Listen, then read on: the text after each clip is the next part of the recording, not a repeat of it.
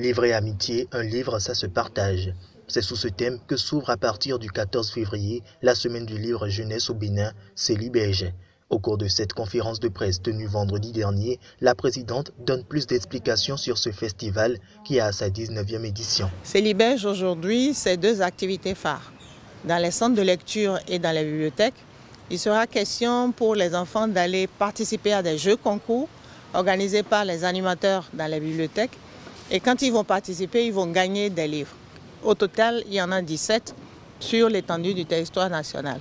Et puis, deuxième activité, c'est un salon du livre. Il se déroule, lui, à Cotonou, au centre de promotion de l'artisanat. Et dans le cadre de ce salon, on aura des activités pour les enfants.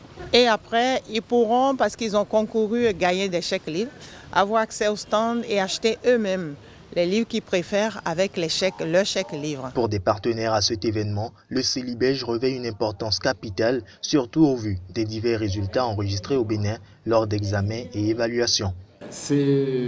Un tel événement organisé par la Célibège est très important, puisque ça permet à l'éditeur, aux éditeurs, de rencontrer le public.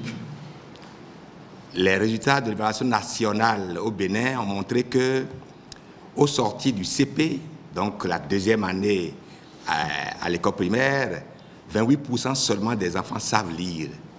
Et au sorti du CM1, cinquième année d'études à l'école primaire, 11% seulement savent lire. En 2014, cette évaluation qui a été faite au niveau de 10 pays francophones d'Afrique au sud du Sahara, cette évaluation donc a montré que le Bénin plonge le nez dans la boue de plus en plus par rapport au français et notamment la lecture. Les débats auront lieu tous les jours du mercredi au vendredi prochain sur plusieurs sous-thèmes que sont les moyens de partage du livre, l'amitié dans les livres au programme et la scolarisation des filles.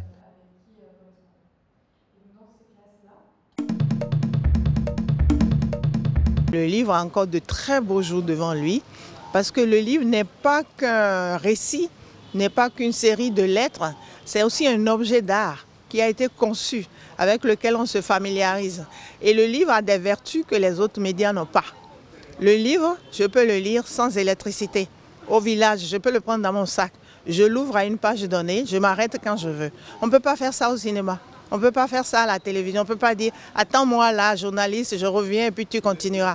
Mais avec le livre qui est un compagnon de vie, on peut dire « Bon d'accord, je mets mon marque-page là, rendez-vous ce soir quand je serai libre, etc. » Et le livre, il nous permet aussi d'avoir le droit à la réflexion.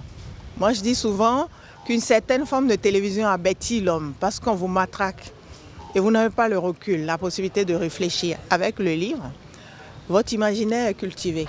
Vous lisez sur les lignes et vous lisez entre les lignes.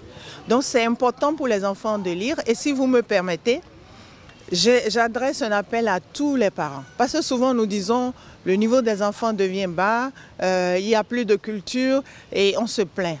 Mais c'est nous les parents qui achetons dans les maisons tous les autres supports médiatiques tels que la télé et qui abandonnons aujourd'hui de plus en plus nos enfants à la télé. Mais dans combien de maisons avons-nous une bibliothèque domestique? Dans combien de maisons avons-nous un petit panier dans un coin dans lequel on a choisi quelques livres et qui pourrait attirer les enfants? Alors nous pouvons nous-mêmes nous questionner et nous demander mais comment nous atteignons les buts que nous nous sommes fixés? Est-ce que nous prenons les bons moyens? L'existence de ces M23 ici est un fardeau pour le gouvernement parce que nous les accueillons, nous leur fournissons des soins médicaux, nous leur fournissons de la nourriture et bien sûr de la sécurité. Nous vivons, c'est seulement, je peux dire, c'est la survie. Parce que nous respirons encore, nous pouvons parler, nous pouvons avoir à manger, rien que ça. Des dizaines de milliers de manifestants se sont à nouveau rassemblés dimanche à Bucarest devant le siège du gouvernement pour le 13e jour consécutif, réclamant la démission du gouvernement. Ils ont formé un gigantesque drapeau roumain, bleu, jaune, rouge, à l'aide de panneaux de couleurs éclairés par leur téléphone portable et accusent le gouvernement roumain de miner la lutte contre la corruption.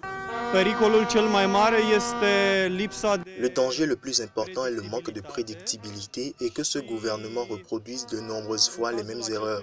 Je ne crois pas que cela soit une chose correcte. Le gouvernement roumain dirigé par le Parti social-démocrate a suscité un mouvement de contestation populaire sans précédent depuis la chute du communisme en 1989 après avoir pris le 31 janvier d'urgence de nuit en catimini ce décret. Celui-ci aurait permis aux fonctionnaires et aux responsables politiques d'échapper à des peines de prison en cas d'abus de pouvoir, constituant un préjudice inférieur à 44 000 €.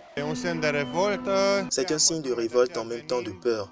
Nous sommes venus parce que nous ne voulons pas revenir 25-30 ans en arrière.